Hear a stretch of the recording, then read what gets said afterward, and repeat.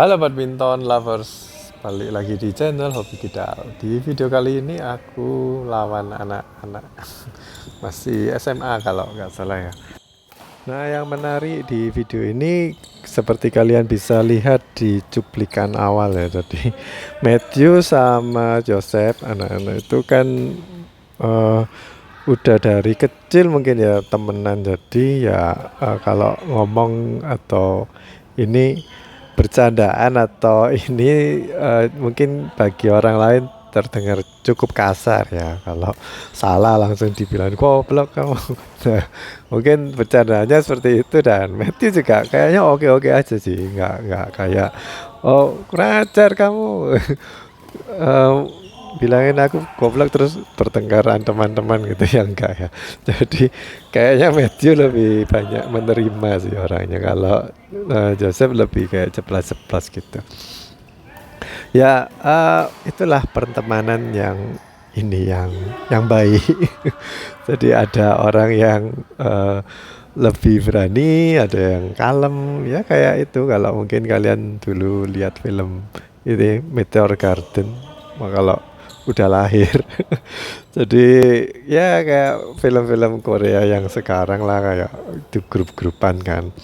Jadi ada orang satu grup 4 orang misalnya, terus yang satu ini kalau omong suka ceplos-ceplos, yang satu berani, yang satu lebih kayak wise, diem, terus yang satunya lebih kayak apa ya, itu kan eh, banyak ini ya karakter gitu. Jadi di video kali ini aku ingin bahas mengenai motivasi dan demotivasi. Apa itu demotivasi? Ya lawan dari motivasi. Ah, kalau aku lihat dari awal itu Joseph kan kidal ya, jadi aku juga kidal, dan dia ngerti kalau eh, orang kidal lemahnya itu berada di backhand, yaitu sebelah kananku atau sebelah kiri mereka. Jadi dari awal tuh kalau bolanya ke Matthew sama dia itu dibilangin, sama Joseph dibilangin ke kiri kiri, jadi kirinya mereka itu kan kananku, kiri kiri untuk ditempatin ke aku gitu. Tapi mungkin Matthew salah persepsi, jadinya tetap dikasih ke kiriku, jadi kanannya mereka, terus aku semes dan mereka mati. Terus langsung spontan ya saya bilang goblok. Ya memang salah sih, kalau Matthew udah naruh naruh di sisi forehandku, tanggung lagi. Jadi nggak masalah sebenarnya kalau kita itu punya ini aku lihat strategi ya. Jadi Joseph punya strategi untuk nempatin ke backhandku. Nah, kalau seperti itu nggak masalah mau ditempatin ke forehand atau backhand juga nggak apa-apa, selama eh, lawannya itu juga masih bisa mengembalikan. Nggak, bukan strategi yang bagus sih untuk nempatin ngincer ke backhand atau apa. Kalau lawannya udah bisa backhand ya, aku mungkin nggak 100% bisa backhand, tapi eh, lumayan lah bisa balik gitu kalau dikasih backhand. Nggak kayak orang teman-teman lain yang baru belajar itu dikasih backhand udah pasti mati gitu ya. Eh, tapi ini yang penting itu kualitasnya itu ditempatin meskipun di daerah forehand, tapi kalau nggak nanggung ya itu bisa menyulitkan lawan loh, menyulitkan aku. Jadi nggak apa-apa sebenarnya. Jadi nggak perlu kalau nggak ditempatin ke daerah backhandku itu salah, nggak. Jadi itu juga strategi juga kan, kita mainnya mau ngasih ke forehand ya, backhand sih. Iya, kalau misalkan ditempatin ke backhand terus ya otomatis aku udah ngerti, oh sekali dua kali backhand tak antennya ya, tak tungguin di daerah backhandku, terus aku mokunya pakai forehand. Dan itu coachku dulu bilang kalau lebih baik kita kalau siap ya ambilnya pakai forehand aja. Atlet juga mainnya kayak gitu, jadi mainnya pakai forehand, mukul-mukul banyak kak seberapa bisa ya, jadi nggak dikit-dikit pakai backhand. Nah, bicara mengenai motivasi ya, sebenarnya motivasi ini kan kayak yang ngetos tangan itu juga termasuk gesture atau tindakan memotivasi partner atau mungkin diri kita sendiri juga ikut merasakannya. Nah, aku coba tanya dulu ke kalian, kalian lebih senang mana, dimotivasi itu dengan cara VOC yang kalau zaman sekarang istilahnya itu didikan VOC ya. Jadi supaya kita itu lebih punya semangat juang itu biasanya di dikata-katain yang kata-kata yang nggak positif gitu, atau lebih banyak ke marah-marah atau membodoh-bodohkan gitu. Kalau mungkin seusia orang tua kalian atau kakek nenek kalian tuh didikannya seperti itu. Jadi orang tua zaman dulu lebih gampang untuk ngoblok-ngoblokin anaknya supaya mereka itu merasa, oh aku ini kayak bodoh banget berbuat seperti itu, terus biar aku dapat reward. Jadi harus jadi anak yang pintar. Gimana caranya ya, berlawanan dengan yang baru saja kita lakukan, yaitu yang bikin orang-orang zaman dulu mau termotivasi dengan cara seperti itu. Kalau sekarang kebanyakan anak yang dididik dengan cara VOC dibilang goblok, terus itu langsung down banget gitu, terus nggak mau ngapa-ngapain. Bahkan ketika gurunya itu kayak baik-baikin ya, mungkin gurunya merasa bener sih, aku tadi nggak pernah minta maaf ke ini muridnya, tapi gurunya kayak baik-baik, ayo udah ayo belajar lagi kayak udah time out gitu. Tapi mengembalikan ini ya, moodnya yang awal itu susah banget. Tapi ya nggak buruk kok sebenarnya, karena mereka itu mungkin lebih suka belajar secara otodidak, lihat YouTube, terus belajar ini bisa lebih cepat dan lebih bagus sih menurutku. Karena kalau kita belajarnya hanya di les-lesan atau mungkin di salah satu coach, itu kan ya ilmunya cuman itu aja. Kalau coachnya nggak bisa ngajarin ya otomatis muridnya ini pelajaran yang dia dapat terbatas. Aku dulu punya coach yang sebenarnya dia itu bisa main bagus, tapi dia nggak bisa ngajar bagus. Maksudnya gini, dia bisa tahu kalau aku itu kurangnya di mana, tapi ngomonginnya aku harus pakai grip yang apa, terus harus gerakannya, titik pukulnya itu di mana, itu dia enggak ini. Jadi komunikasi, untuk mengkomunikasikan dia punya ilmu ke transfer ke saya itu susah. Dia nggak bisa untuk di situ, dia nggak bisa, dan juga orangnya nggak terlalu baik juga untuk memotivasi orang, jadi lebih banyak ke marah-marah atau training anak didiknya itu kayak model-model ini calon atlet, jadi kayak digembleng banget gitu. Nah, kalian lebih suka mana? Kalau dibilang-bilang itu dengan cara yang positif, oh gak apa-apa, ini coba lagi bagus, seperti coba dicontohin seperti ini gitu. Jadi kayak baik gitu.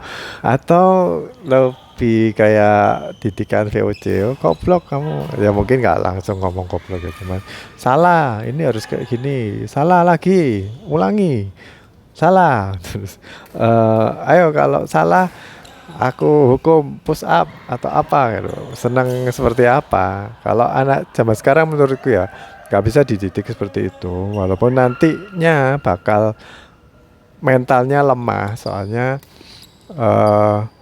dia nggak terbiasa untuk bekerja di bawah tekanan. Tapi yang aku pikir mereka perlukan ya, anak-anak zaman sekarang itu perlu untuk bisa memotivasi diri sendiri tanpa harus dipuji orang lain, tanpa harus dibodoh-bodohin orang lain. Dia harus bisa memotivasi diri sendiri. Aku pengen belajar sampai bisa, aku harus punya target, Terus aku latihannya berapa jam, berapa kali setiap minggu. Kalau nggak punya program seperti itu ya eh, memang ini sih nggak punya daya saing nanti ke depannya. Nah, satu lagi bicara mengenai motivasi ya. Kadang ada partner yang ini, yang motivasinya itu kayak kita melakukan kesalahan terus bilang, oke oke nggak apa-apa, ayo coba lagi. Oh udah bagus, udah tipis, cuman saya nggak masuk atau oh saya nyangkut, ya nggak apa-apa lah itu memang koknya terlalu nyalain kok lagi, koknya terlalu gak enak apa, jadi hari ini mainnya buru apa gitu ya. Oke, itu kan kayak menurutku kayak apa ya? Ada orang-orang yang suka mungkin di punya partner seperti itu, atau ada orang yang kalau main itu suka menghukum dirinya sendiri. Jadi kayak raketnya dipukulin kepala gitu. Kok goblok sih aku kok berbuat seperti itu, kok berbuat kesalahan lagi, aduh kok aku salah lagi gitu. Jadi mereka udah kayak bisa motivasi diri sendiri atau membodohkan diri sendiri untuk bisa belajar next kedepannya aku akan lebih baik. Jadi bola berikutnya aku akan dapetin ini poin. Jadi kalau aku kalau melakukan kesalahan mungkin kalau nggak lupa bilang sorry ke partner karena salah. Terus kalau bisa poin berikutnya itu kamu yang tebus. Jadi kamu yang dapetin poin buat timmu. Kalau bisa, kalau tapi juga harus tetap tenang ya. Kalau nggak tenang nanti tambah rusak, tambah mati lagi gitu. Kalau bisa seperti itu. Jadi ada kayak berbuat kesalahan kita tempui atau kita dapetin poin. Jadi udah impas lah. Tapi kan poinnya nambah gitu. Nah kalau punya temen partner yang sukanya itu dia bisa memotivasi diri sendiri, suka membodoh-bodohin dirinya sendiri. Terus kita sebaiknya apa?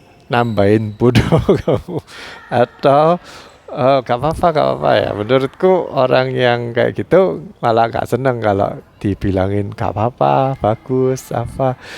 Mereka jadi kayak merasa bohong kamu, wong aku barusan melakukan kesalahan kok kamu bilang gak apa-apa. Itu kan cuman kayak lip service aja atau abang-abang lambe aja gitu. Ada orang yang nggak seneng gitu. Terus ada lagi loh orang yang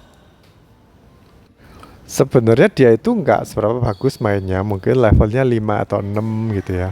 Terus bilangin temen yang levelnya 6 atau 7 atau juga setara sama dia. Tapi suka ngomong-ngomong, oh kamu salah, kamu harusnya seperti ini. Padahal dia sendiri juga mainnya sering melakukan kesalahan. Terus kalau kita melakukan kesalahan, kita say sorry, dia cuma bilang, bukan gak apa-apa, tapi bilangnya gini, yo, ya, kamu memang salah dalam hati ya, tapi nggak ngomong ya, ngomong gitu aja. Ada orang kayak gitu. Terus kalau dia melakukan kesalahan, dia nggak pernah bilang sorry. Jadi merasa aku udah bener, tapi mati ya partner harus menerimaku apa adanya. Tapi kalau partnernya berbuat salah, aku nggak mau kamu seperti itu, kamu harus dihukum. Enggak ya. Tapi ada loh orang-orang yang seperti itu. Jadinya bukan malah memotivasi, tapi jadi demotivasi. Karena kayak nggak ini sih, nggak bareng untuk we're in it together. Jadi menangkan bersama-sama. Kalah ditanggung bersama, menang juga dinikmati ya, dinikmati bersama. Nah kalau di grup ini ya aku kadang-kadang aku ini kan partner sama Matthew gitu, terus lawannya juga lumayan bagus adminnya grup ini. Itu malah sering nyerang atau ngincer ke arahnya Matthew. Ya gak apa-apa menurutku di grup ini kalau ngincer berarti dia itu perlu belajar supaya bisa menang. Kalaupun gak harus harus digendong juga. Kalau bisa ya belajar lagi, jadi memotivasi diri sendiri, terus belajar lagi kok aku salah di sini, kenapa ya? Kadang-kadang aku bilangin juga Matthew, ini kamu ngambilnya itu telat, makanya sering nyangkut semesnya atau sering luput, kurang tenang. Terus juga kasih pengarahan kayak arahnya situ yang bagus, itu seperti ini gitu. Aku seneng sih kalau di grup itu isinya bukan teman-teman yang udah pinter terus main gitu ya. Tapi mulai dari ikut di grup terus ada yang nggak bisa, aku ajarin juga nggak apa-apa sih. Kadang-kadang kalau ada yang temen nggak bisa terus lapangannya nganggur atau banyak yang datang cuman dikit itu, aku sempatin waktu untuk latihan mungkin nggak sampai setengah jam lah. Jadi di poin-poin mana yang dia itu nggak bisa atau kesulitan, terus aku coba benerin. Aku juga bukan coach ya, makanya aku nggak narik biaya juga. Kalau mereka bisa maju, aku seneng. Kalaupun aku main sama mereka terus aku kalah, itu malah aku juga seneng. Soalnya ternyata grup ini berkembang orang-orangnya. Nah, seperti akhir-akhir ini aku tuh biasanya menang langsung 2 kali atau street game gitu menang. Nggak ada rubber set. Tapi akhir-akhir ini uh, lumayan sering dapat rubber set. Terus ini juga kadang kalah. Jadi kan udah bagus sih settingannya. Jadi nanti lama-lama yang main di sini jadi imbang levelnya. Terus permainannya jadi lebih berkembang. Ya, aku mengharapkan seperti itu sih. Oke guys, jadi gitu aja sih video kali ini ya, cerita-cerita dari aku. Mungkin ada cerita dari kalian mengenai motivasi dan demotivasi, atau ada cerita-cerita unik yang mungkin kalian pernah alamin sehubungan dengan motivasi atau hubungan dengan teman partner kalian ya. Apa ada cerita-cerita lain yang mungkin curhat juga boleh, silakan tulis di kolom komentar, nanti kita diskusi bersama ya. Oke, sampai jumpa di video berikutnya, semoga bermanfaat videonya dan cukup menghibur ya. Sampai jumpa di video berikutnya, bye bye.